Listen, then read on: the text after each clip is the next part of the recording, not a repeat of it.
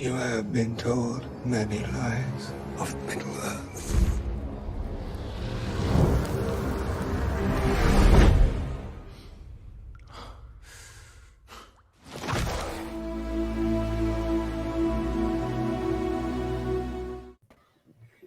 Hey guys, we're back for another discussion for episode 5 of The Rings of Power. Whoop, whoop.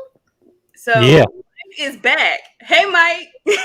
Hey. Mike, he's back. Rings of power. Activate. Activate. Yeah. And of course Sam is with us as usual. What's up, Sam? What up, peeps? What up, y'all? Look,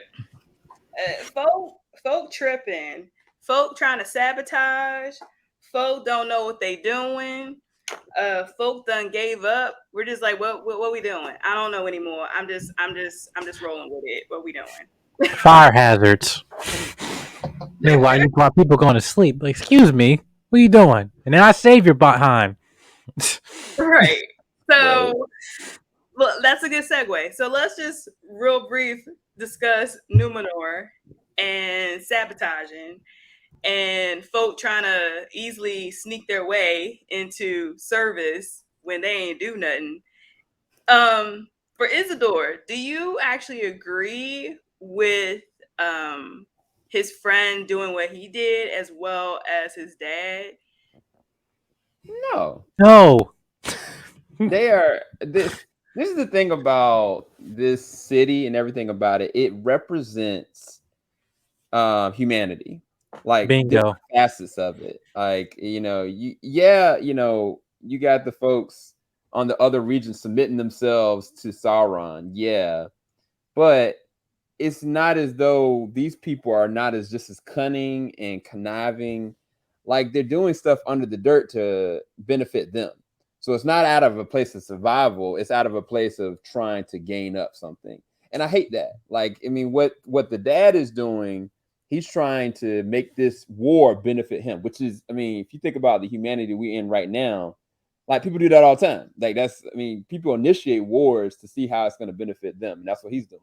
The weird thing for me is the son, because the only negative I have about this is I didn't buy the captain's daughter just being like, oh, well, we can't do this. They didn't give her enough progressive character development for me to get behind why she's so against this or why she doesn't understand what's going on, or even that she had a relationship with this guy. I like she hasn't been up on the screen long enough for me to empathize with how she's feeling. But I guess I understand, what's happening. Like it's unnecessary drama for me. bingo. That's kind of how I feel about, because I think that she could have been used better as a character than her being a relationship person and a brother to this person. I'm like, what is her book smarts? What is it about her that's so important? And it's kind of like they're just using her as a sub character. And I'm like, by proxy, you got this, this father and this son that's being conniving. I'm like, bro, y'all about to get swept with water. Like, can y'all please pull it together? Please pull it together. No, you made a very good point with just terms of like, all right, this episode 5, like again, there was no like that a certain amount of scenes like long enough for her to be drawn to her character. Just for one, because yes, there's a lot of context in terms of things we don't know that are happening off screen. But again, just in terms of storytelling, it's just like I rather believe to show me, don't tell me. That just works 9 times out of 10. And with that, again, when you can't match the character's motivation within almost an episode or two with it in terms of what they're going on, it's kind of disservice to them how they contribute to the overall plot of the story. Yeah.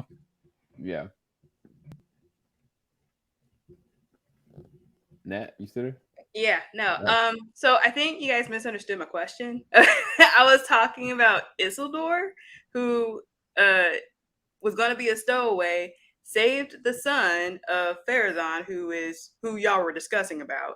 Okay. Yeah.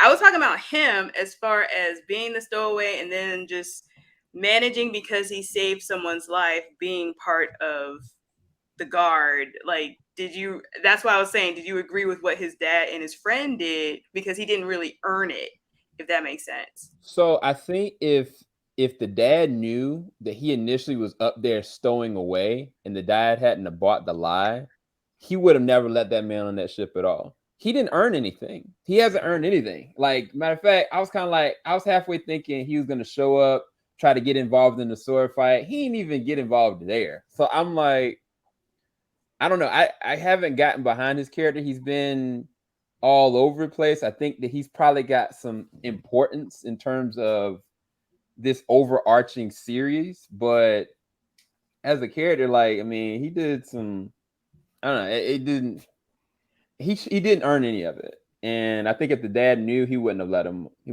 on. Mike, are you the same way? Yeah, like again, they're just like my only. This is my only kind of gripes with it. Again, it just like, you know, yes, you thinking like in real life situations, like, okay, well, we bought that lie. You know, if he the way that he was talking about that, I'm like, mostly not, but can't, just for sake of climax of story, like, hey, oh, I don't know, go ahead, like, it's just like, again, it just that's just how we have to have some type of drama or something happening, right? But again, I'm just like that. Again, to that point, nothing felt earned, and that's why it left to me almost unsatisfied. Like that's really just like kind of like that. When I think of that moment in the episode, that kind of left like a weird taste in my mouth, like metaphorically speaking. Yeah, it felt hollow because, like you said, I thought he was going to fight or help try and see if he could defeat Galadriel. That was actually a very good fight scene. That's what I wanted back at the troll scene. That's what I wanted from her. Not the whole like, oh, look at me. It was saving grace. Yeah, I wanted her. This is the Galadriel that I wanted in episode 1. Like, as far as whatever fight scene that she was in. But I did like the practice scene because they did need to know what they were getting into, because they haven't fought. It's been years since they fought a war. And if you're going to walk into something, you need to know what you're doing. And Galadriel showing them that was much needed. I think they need way more practice because, as you can see here, it seems like it's still going to end in a disaster. Oh yeah. But how much of a disaster, we just don't know for sure, other than this. Of course, Isildur is going to live because most of us know the fate of Isildur. Those that have watched the movies, at least the first few minutes of it. And those, of course, that have read the books and the lore. So it's a little bit of disappointment because you're hyping this character up because you know what he eventually does, but how does he get there? And they kind of did a throwaway line as far as like him fighting with everything he has that he got, like he gives up something, and I'm like, we know what that means. So quickly with Galadriel, Halbrand, and the Queen. Now the Queen's dad did kind of like warn her not to go, but she's gonna go anyway.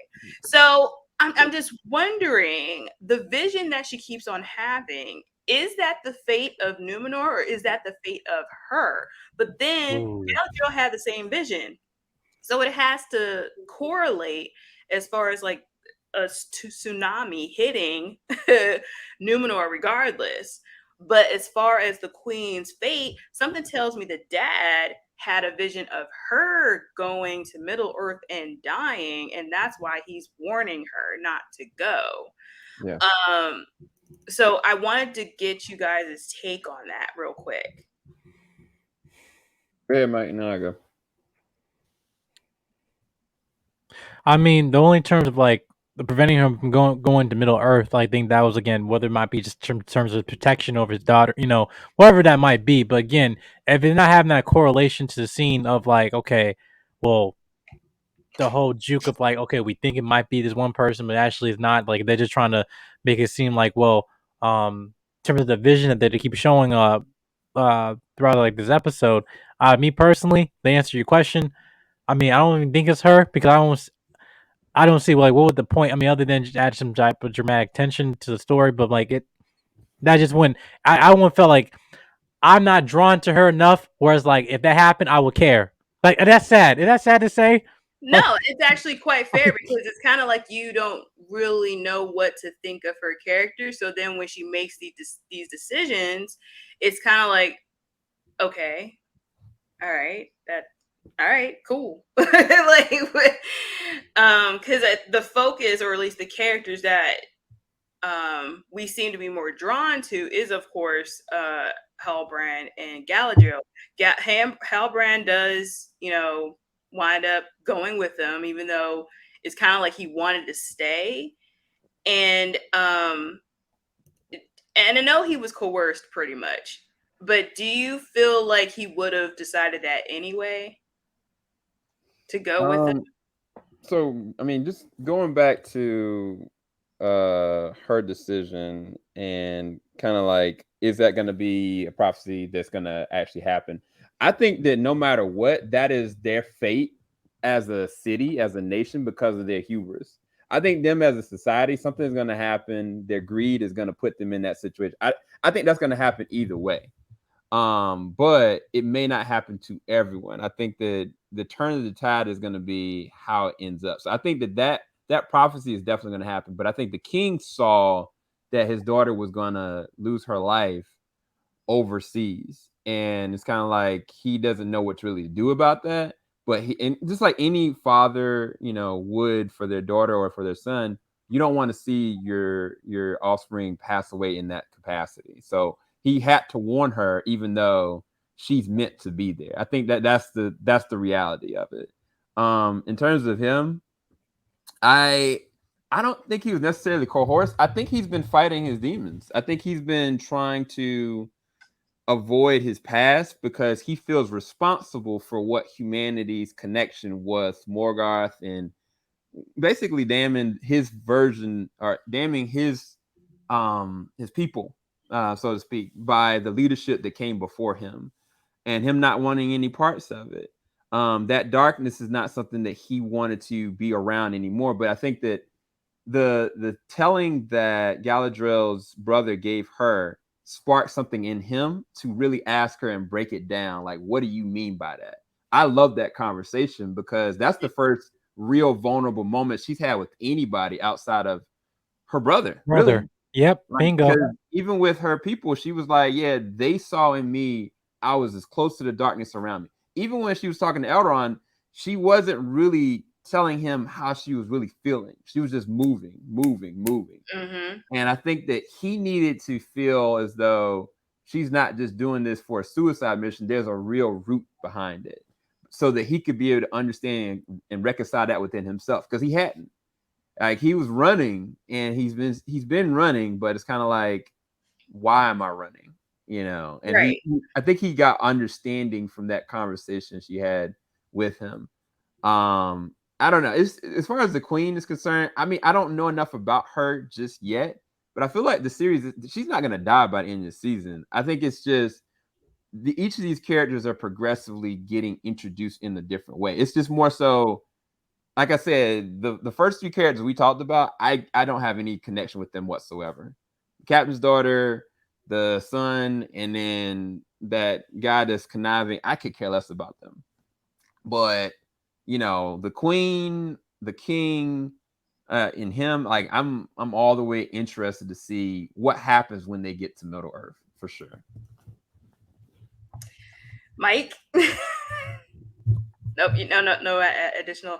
All right. So for me, I know that, like, I definitely agree that the conversation needed to be had with Galadriel, especially like really getting into the root of her trauma, her issue, what have you, and then that, of course, helped Halbrand focus on what he needed to do. So, yeah, Pharazon and his son can go take a leap. I don't. If something happens to them, I'll probably applaud. It's just, but at the same time with Keenan, it's like he took it a step further. It's like he wasn't understanding the big picture, so he was still going to sabotage because he was listening to Elwyn, which again is, I wish that they had a conversation, or she had a conversation with her dad or her brother to kind of like help me understand why, other than the fact that in a general sense they're going off to war and she may not see them again. Like that, it just seems a little selfish on her part. It just doesn't. It doesn't. Yeah. It's not cohesive enough for me to feel like, what are you doing? Yeah. So I feel like the Numorians, that story arc is kind of like all over the place. Like there's ambition, but then there's like story arcs that are just not making sense, or the progression is just not in a sense that it's not what you want. And so yeah, that's my thoughts on that. So let's move on. Thank you. Like, no, I did not want to spend 15 minutes talking, because I was kind of like, even when I was watching, I was like, let's get past this. Cool fight scene.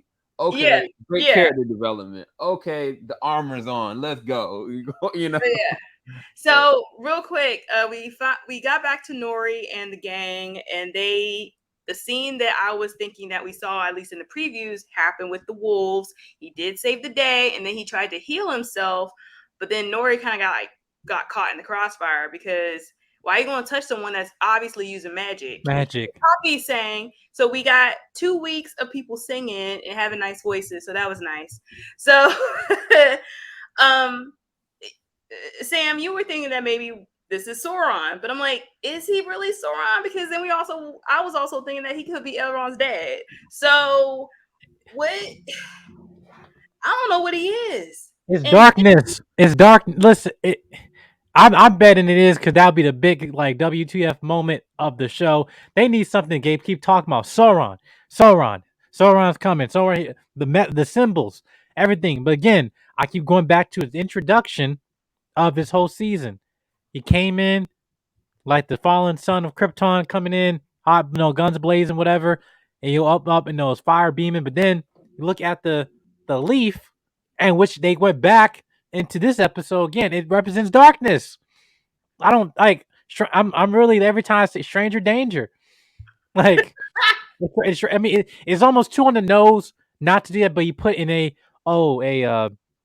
because one thing would be really weird if they have some type of way of Sauron is being sympathized, right? And in a way, because of this character now, like, have this relationship with this, well, there was a young hobbit and everything like that, and it's the fact that it's the evils of all evil. That's gonna. I mean, again, that would be like, well, you do that to a child or a hobbit, Well, it would be ironic considering what happens to in Lord of the Rings. The Hobbit winds up defeating him. But spoiler alert, for anyone that hasn't been remotely watching or seen any of the Lord of the Rings movies. These violent delights will have violent ends. Right, exactly. But it's just funny because Homegirl was hating on him, but then he saved her life. So I thought that was just hilarious. But that's pretty much all that really happened. We didn't really see much progression on that either. We're still kind of at a standstill, but we're progressing along. I feel like they're eventually going to meet up with the orcs that are in the Southlands. I just have a feeling that that's where they're going to pop up. And I think that's when we're really going to find out who the stranger is. And we finally got to see Eminem for like 2 seconds. So again, don't know who they are. We don't know if they're siding with the orcs or if there's just some weird version of, or weird section of the elves that we just don't know about. I don't know. They were speaking some weird ass language, but whatever. Moving on. Wait, hold on real quick. Because with that, one thing that was interesting about them specifically, if you notice the tone of their voice and how they're not actually speaking, but you hear their vocals. This guy right here, he's being drawn to the same exact voices. It's the same exact voices. Matter of fact, it's multiple different people that you could hear that same undercutted voice, and it's associated with them. So I don't know if they may be servants of Sauron or Elvish servants of Sauron. It would be interesting if that was an interesting spin on it, like they were actually elves that were submissive or connected to Sauron in some way, shape, or form.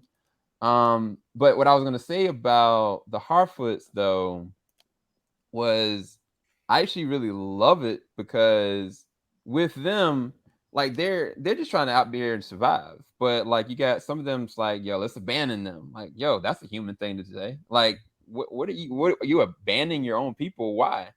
And then, when she started watching him, like he was connecting with them. They were all like working and meshing together. The songs, like you said, but he sacrificed himself potentially with these wolves. He didn't know what to really do. He just threw his hand down and it waved them away, but it looked like his arm was broken. And so for her, it was like, is he stuck? Like, I need to help get him out. But I was wondering, did y'all think for a second that her arm was gonna I take a thought L? I thought so. I thought so too, and I was like, wait, hold up, that's not how. But then I'm like, we're in Middle Earth, Yeah, I was like like, yo, is her arm about to take a whole L right now? But Right.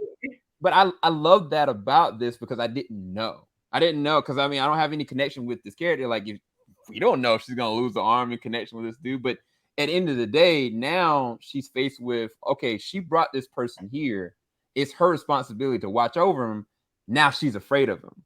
What does that mean moving forward? Like, you already knew about the consequences of your actions because you see what happened to your dad, you see what your family's been put into. Now, how are you gonna be afraid of somebody that you don't know? I don't know if that's Sauron, but at the same time, there's darkness surrounding him, but it seems too on the nose to just be Sauron.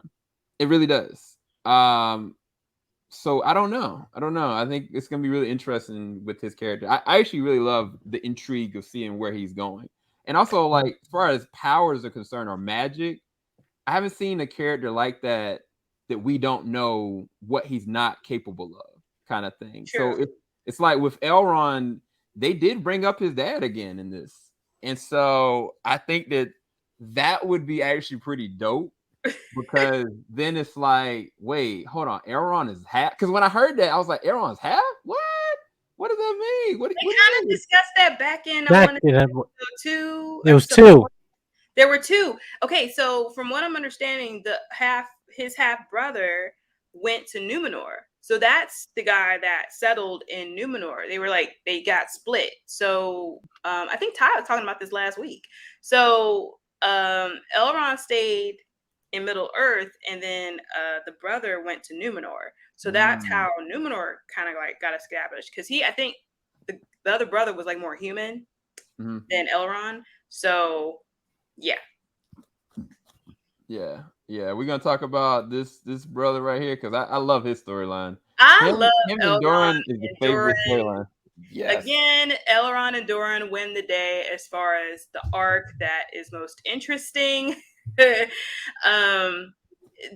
I was afraid that Doran would get mad when Elrond kind of like confessed to him, hey, I kind of like effed up. I told him about, the ore. And I thought it was interesting, the lore about the ore and how it came to be, because the Balrog was mentioned, and this is for sure Khazad-dûm. Because remember, I was like, is this the Khazad-dûm? Yep, this is the Khazad-dûm. So, and they're digging. So, I want y'all's thoughts. Like, what was your favorite scene out of this story arc for this episode? Honestly, listen, I think, I don't know if Sam feels the same way, but again, with his moment with looking like, wait, whose hand is it? Yours. Right. Because again, I just like, to me, that very touching moment was in the beginning of this whole season. Like, he had this resentment for him and stuff like that. Like, listen, I'm like, for you it's only probably been like a couple of weeks. For me it's been 20 years, and then this whole resentment for him, and now he's like this dude, this man that he now resented, saying, listen, the fate of my race is in your hands. And now he's like, all right, let's go. Like, and again, but that little terms of personality of him, again, that moment, I don't know why that's just kind of that relationship, just something I can relate to. Um, you know, the guys just seeing that look on his face of just like seeing that, hey, this person who thought probably didn't give a damn about him. He's like, no, man, my life is in your hands, and now he's just like saying, what? Really? Okay, all right, let's go. But and also making light of a dark, grand situation, small man but big problems. Like so. I really like what they were trying to establish that moving forward in the coming episodes. But again, um, I do believe that moving forward, like that relationship to me was one of my favorites of the season that they established. But yeah, and continues to do so, at least for me. yeah, Yeah. It's I don't know if it's my favorite because I think that there are some arcs that are as interesting and weaving around, but I think I love the emotion behind it. Like they hit me, like their relationship is one of the reasons why I'm like, yo, I am invested in these characters. Not just the story, not just the spectacle and the visual, but the characters. Because it's so complicated. Like Elrond, when you kind of break down what Elrond had to deal with in this one, like his own king was like, look, I'm gonna need you to take an L on this one and break that bond. Like our race of people, our souls are about to be gone. And is it not worth breaking this bond? And Elrond stuck to his guns. He was like, look, I can't do this kind of thing. But the beauty about their conversation is that Elrond didn't sugarcoat it. Like he was kind of like, you know what? Like I am coming to you now, not for the reasons that you think. And he could have been like, no, I didn't know, but he was just a straight shooter with it. He was like, I'm willing to take the L on this one. This is what's happening. And I just love Doran's response to that. Like, it's like a real brother. Like they are actually brothers. Yep. Because anybody that has a sibling, no matter how mad you are with them, no matter what's going on, when you really tell them what's up, like they're gonna be like, man, come on, let's go. let's go fight. Let's go pick it up. Let's go tell mom and dad, like, let's figure this out kind of thing. And that's what their relationship, because he even said, like, man, shoot, you ain't seen nothing yet. I got to convince my dad of this. But, instead of that being a dramatified moment where he's mad and they wasting time, like, no, let's go straight to it. And I love that. I love that they didn't waste time with their arc or their moment, because they could have really just spent another 2 episodes him being mad at him. And I love this just now. It's just, all right, we're moving forward. But now I still don't know what's going to be the rift between them. Is it going to be the rings being created? Because ain't no rings been created yet. We didn't get to the rings yet. We haven't even remotely gotten to the rings. I don't have a ring to. No. Anywho, where's your dress? But I also love their friendship. I'm also glad, unlike another show where the pettiness just lasts for way too long. But thank you. But at least with this relationship, it didn't last. It didn't even come up other than in the beginning, and that was really justified. So I just love that. I thought it was cute with the whole table. This is for my wife. Disa wanted another table, so I lied. I was like, that was cute. And we got to see a little bit more of the king, which was interesting. And I'm hoping we see a little bit more of him and that, that growing dynamic between the 3 of them, Celebrimbor, Elrond, and him. So hopefully we'll get more of that. And then last but not least, I think we're done with this arc, right? I think we're pretty much done. So now we got Arondir, Bronwyn, Theo, who actually grew a pair, and the other folk that wanted to suck face with Adar, but wound up, I think, it's not working out for them. So with Theo, were you happy that he actually confessed about the sword? You're muted. You're muted, Sam. All right, can y'all hear me? Yeah. Yeah, I'm glad that they didn't waste time. Like, it could have been like, he's going to wait to the end of the season. All of a sudden, like, he starts getting evil and, no, like, he had a real conversation with this man because he was, like, trying to teach him with the bow. It was a simple conversation, but I think that was the first time Theo really connected with him and just really heard him. Like, it wasn't like, okay, I'm not just trying to get your mom. I'm here for you. I want you to survive. And then it was kind of like he had a connection with them. Somebody put this in the chat. I don't know who said it, but have y'all noticed his ears have been covered up? We've never seen Theo's ears this entire time. It's always been hair right there. What if this ninja is? Okay. I mean, seriously, I think his ears are. I saw it. Ears like prosthetic. They look big as hell. Like that's just my opinion. I mean, Yeah, they I might know kind of big. discrimination. We got a little bit of the ear this episode, and I'm just wondering, are you trying to tell us something? I mean, okay. I think it would make sense for Theo because he's always had this chip on his shoulder about elves and about his relationship with his mom, but they never had that conversation. And I'm kind of like, where the baby daddy at? Why would the baby daddy like? I mean, you would have like a Theo talking about his dad or like saying his dad died in the war or something like that. He didn't have a conversation or nothing. So I'm kind of like him being right next to him and then him telling him about the sword, and then of course the mom now knows she ready to gash her and give up and sacrifice her soul to save face for her child. But he's like, look, no, we can't do this. But she was like, look, what army you got to protect our, I ain't gonna say our kid, but our community. I feel like low key she wanted to say our kid. Come on now. It kind of felt like that. I mean, because I feel like I've been feeling this way. I want to say since episode 2. I'm like, is Theo daddy? Why haven't we had this conversation that it's like y'all know that Arendelle knows that he's a daddy? Like I don't think he knows, to be quite frank. And I'm like, how do you not know, sir? So that was what this is what the crazy thing is. I thought Theo was gonna say, you don't know this, but I'm your son. I didn't think he was gonna be like, here's a sword. I was thrown out. I was like, oh snap, he about to tell him. But no, I actually really like their arc. I think it's so complicated and it's so much danger centered around it that any of these characters can die at any moment. Like I don't have any connection of where they're going, their trajectory. And because of that, I like this arc because I have no idea where they're gonna go. But yeah, that's kind of how I feel about it.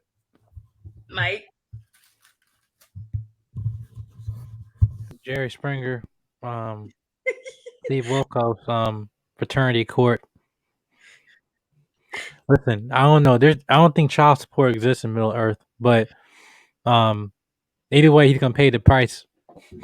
Like, yeah, I think again the hiding of the thing, like we all know the elves have like kind of like a purpose or a burden tied to them by default in this series. So I just think that have that as a child now. Also, they have to keep conversation of them being half. Like this whole thing keep being brought up. Like, oh, you have to, okay, whatever. But like again, I think this the whole thing with the relationship he has with the sword, and then the fact they told him again, you have the choice of going the whole sitcom route, like.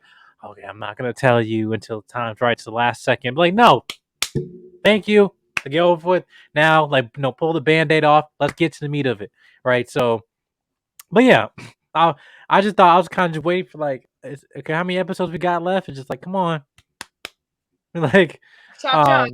right, exactly. So, again, anybody can tell that's a mixed child, but listen, like. He definitely don't have the same complexion.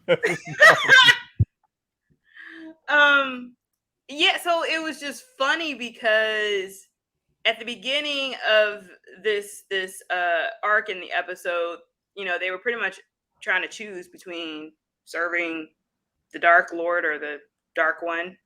Wrong show. Adar or Sauron, or trying to stay and fight and possibly dying. Now, of course, the barkeep was like, "Yeah, our ancestors fought with Morfydd. He's coming back. This is a sign. Let's go. Let's do what our ancestors did and just follow them because they're coming back. And I would rather do that than trying to fight and possibly die." But he wound up killing your boy from who was talking trash, and then like wound up bringing food back thanks to Theo. Almost no thanks to Theo. to the keep so everyone had food and supplies, and then you don't kill the man. I don't feel sorry for him. Yeah, but the tower, I wasn't sure what that meant other than the sword was a key, but I'm like, but it's growing into a sword, so I don't get it. What? The way that I took it was she kept on saying by the time they get there, this tower is gonna fall. They kept on using emphasis on that. Mm-hmm. So my thinking is much like a tree being cut down, they're gonna try to see if they can find a way of bringing the tower down on. I'm thinking the army that's coming forward to buy time. I don't know how they would bring the tower down, but they were looking directly at the tower. Yeah, they were. Because I don't think they're gonna be able to hold up in there. No. But they may be able to bring it down on top of them, give them a little bit of leverage, or at least time. Because I think what's going to happen, I don't know if Gadriel and them are going to get there in time, but somebody's going to intercept. Somebody's going to get there together, because I think it may be the Harfoots. Because I saw a picture. I don't know if I can find it. Well, that's what I was saying earlier. I was thinking that they were going to eventually meet up with them. Yeah, I think there's a moment where they interact with the Harfoots. So I think that would be interesting if whoever this, entity is, if it's Elrond's dad or if it's Sauron, is there during this fight. I think that's probably going to be the climax of the last 2 episodes. Somebody's going to get there to be able to protect them people. They're not just going to die like that. Yeah, and then I have to think, well, where does Galadriel and the Numerians come into play here? Because they're heading there. We just don't know how long it's going to take them to get there. Because it just seems like it would take days, maybe weeks even, and they don't have that kind of time. You know what? Hey, look, they could pull a Daenerys and just have them get there in like less than the episode. And they just show up because this is the thing. This was the telling thing for me, is that eventually they're gonna get there because this is the armor she has. Yeah, they're definitely there, but there's fire everywhere. I think there's somebody fleeing in the background. It looks like, right. Well, I mean, it just looks like they're there, but it looks like they're trying to like burn stuff, or they're. It's kind of like an aftermath, but not the aftermath. So It's kind of like they're coming from the opposite. They're kind of like following the orcs at this point, or they're coming in from the direction of where the orcs have already gone. So It's kind of like we're converging, slowly but surely converging, and maybe we'll eventually see that scene when Galadriel is in like ash that you've been showing. So it's definitely going to culminate probably by the end of this season, if I had to guess. You're going to show it? Yeah, there you go. I think that's going to be the culmination of everybody meeting up. And it's not going to be pretty. The ash, I'm not going to lie, it's leading me to believe there's some fire, some magical fire. Sauron. Right. Or it could be, what's the creature? Oh, my God. What's the creature? Balrog? Yes. Because we know for a fact he's in this. He's in this season because we saw him on the first trailer. Well, we saw a brief glimpse of him in the retelling of the Or. But it just seemed like that was a different scene than what we saw in the clip from the season preview. So yeah, I mean, he could definitely show up. How? I don't know. Because I thought he would be hiding under Khazad-dûm. That's where I'm confused with the whole Khazad-dûm situation. But I just I don't know, guys. They're eventually going to meet up. I just don't know how or when exactly, but it's going to happen, and it's going to be doggy playing catch up. Yeah. The other thing that's interesting about this show is it's beautiful, bro. There was that shot of the tree, the flame coming like out in the armor. Seeing that anime. Talking about that. I'm talking about when the Harfoots were traveling on their trail. the scope and the pan, like I was like, this is not CG, this is on site. Like just the cinematography of that, and then the transitions. I was like, yo, the locations they went to, it's insane. Like I don't think I've seen television like this. I don't think I ever have. I probably never will as they keep that route they're going. And I did appreciate the fact that they showed the map too as they were traveling. I did appreciate that because sometimes the maps be I don't know, I don't understand maps sometimes. So it was nice to see a little bit of that. And I'm trying to think, is there anything else that I'm missing, fellas? No, we talked about Theo and his foolishness. We talked about his dad. We talked about Doran, Elrond. We talked about the possibility of who Elrond's dad could be in this show. We talked about everything. Yeah, I'm writing this down. I'm just like, I don't think anything. Yeah, it's funny because real quick, Elrond and Doran, Bronwyn, Arondir, and Theo, and even the Harfoots, their story arc is a little more cohesive for me than the Numerians, which was real interesting. But hopefully that'll change once they get to Middle Earth. Yeah. I'm going to show you guys something. I don't know what it is. I don't know if it's actually something that's going to be coming soon, but I got me wanting to pray for these folks. Here you go. Oh, that's a vision. I think that's just vision, possibly. No, that was from the first episode. That was from the first episode. That was when they were describing the war and how it was like devastation. So that was from the first episode. God, damn. But so yeah, it was rough. Like as she was describing the war, it was like rough. Like it was bad. Like lands and Ish got destroyed. So I feel like they wouldn't show like a few seconds or something like this if it's not gonna get as worse or on the same playing field later. I really don't, especially the last few episodes. Like they haven't really, from a battle standpoint, they haven't really flexed that budget with the battles just yet. They've shown that they've got great choreography, they got great cinematography, great score, but we haven't seen like that brutality side of like a fight just yet. Right. They keep on hinting, but they're not really showing us yet. We have to see a battle and it has to be brutal and folk dying. So they may do a episode. Wait, how many episodes is this season? Is it 8? I had to fact check that. Give me a second. I feel like Amazon usually tries to do 8 to 10, I want to say. For some reason, I'm thinking it's 9, but I could be wrong. Let me check this real quick. Yeah, it's supposed to be 8. 8, okay. Yeah, 8 is usually their like lucky number. Yeah, so October the 14th is the last episode. My birthday, or October 15th. Well, happy early birthday. Thank you. But yeah, I just hope that, you know, they come with it. I have a feeling they will, because they spent enough money on this show.